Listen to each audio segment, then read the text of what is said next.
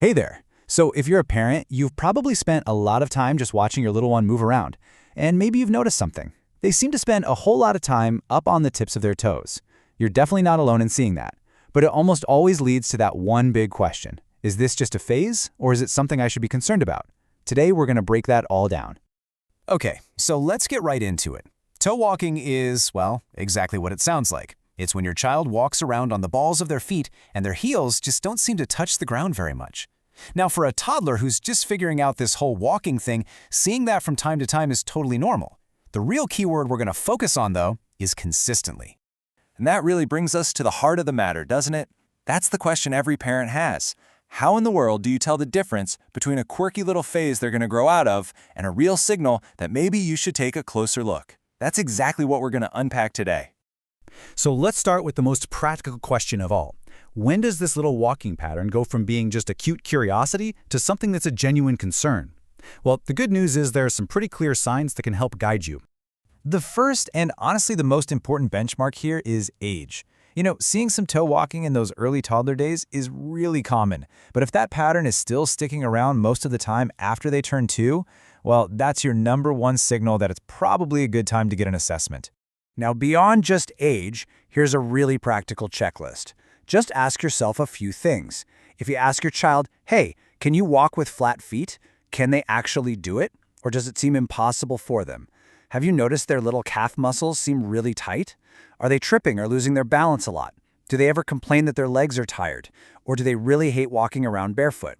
All of these are little puzzle pieces. And if you find yourself nodding along to a few of them, it might be time to investigate a little further. Okay, so let's say you've gone through that checklist and you're thinking, maybe this is something we should look into. The next logical step is to figure out why. Why is it happening? Because understanding the why is absolutely the most critical step to figuring out the right way to help. And this is a really crucial point. Toe walking isn't a diagnosis all by itself.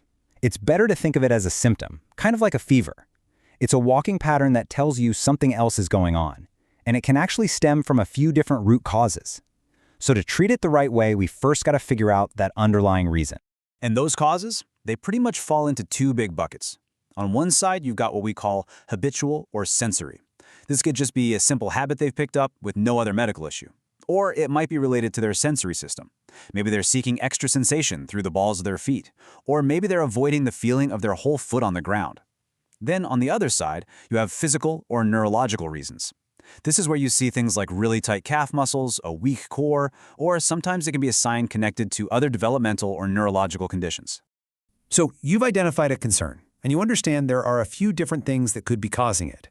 What happens next? Let's take a look at the path forward and sort of demystify what getting professional help actually looks like. The very first step is a professional assessment, and I promise it's very straightforward. A pediatric physiotherapist will just start by watching your child walk and run, and they'll ask you about their history.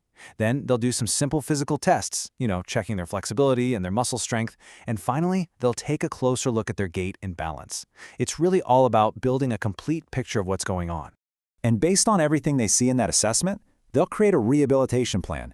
And this is not some generic one-size-fits-all handout. No way. It is completely tailored to what your child needs.